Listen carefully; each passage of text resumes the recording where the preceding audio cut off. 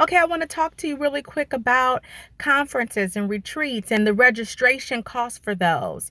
You all know that the cost for a registration, if you see an event taking place and that registration cost is $100 or $75, whatever it is, you do know that in a environment where the host, isn't nationally or worldly known, that typically the cost for that, the registration, is going toward the event.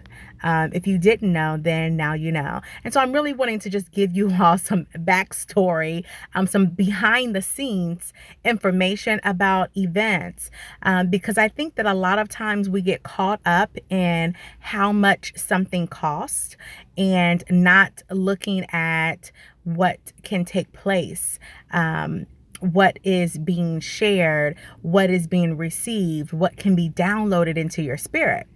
And so we look at a registration cost for a women's event, and it is $50. And we are,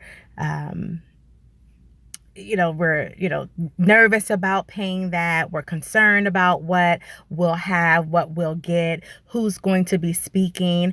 And let me take a side um, minute here and say about the speakers. What you want to make sure that you are careful in doing is not trying to get with a an event that is only having world renowned names.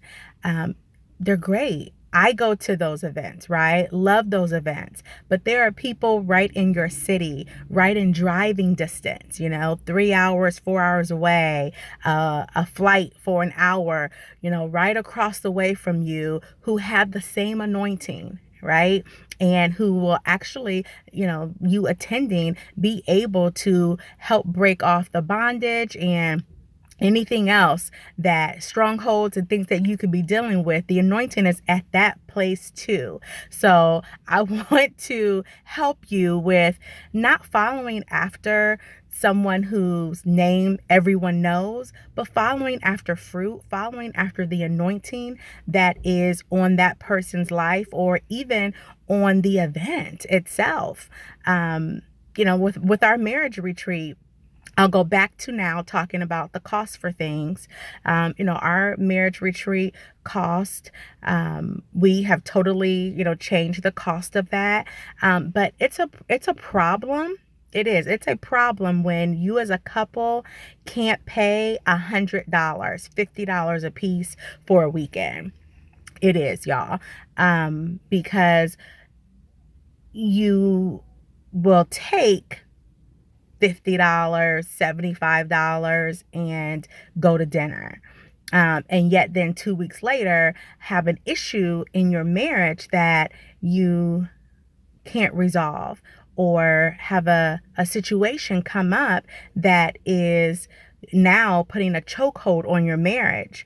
And not to say that every marriage event that comes up that you have to participate in, but when you decide that it's not worth it, when you decide that you don't think that the cost should be what it is, then you miss out.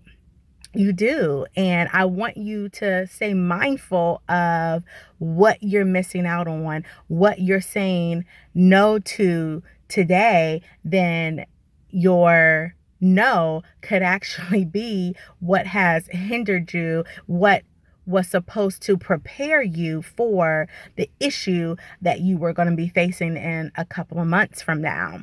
And so going to a marriage retreat or going to a women's event, even with the women's event, even with men seminars and men events, men conferences, as an individual, you have to invest in yourself.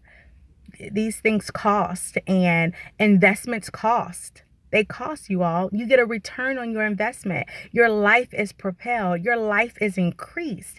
You begin to see things differently, with a new perspective, with a new lens. And that's what a retreat, a conference, those things will help you with. That's what they're for, to help you grow. And you can't go with the attitude or the mindset of, oh, I already know it, so I'm not going to register. I already know who she is, and what she does, so I'm not going to register. Or possibly even I've already been to it and I already know what it's about. Every year there is something new at these events, right? And my goodness, every year that the hostesses are putting on the events, they've gone to another level. They've increased, and what God has downloaded into them is for you. It's for you. So the $75 for a registration, $150 for a registration, I'm about to pay, I think it's $200 for a registration for a women's event. Yeah. So pay, invest in yourself, do what you need to do, find the money, cut out a Starbucks, cut out a going to lunch. Do what you have to do to invest in yourself, and not always expecting someone to invest in you, right? Because it's different. It is totally different if I am using my own money to invest in an event and myself going attending an event versus someone blessing me with it. Now, I'm still going to get the same information, absolutely, but the sacrifice that I made, God is going to honor that sacrifice that was made. He will honor that, because that's what he does.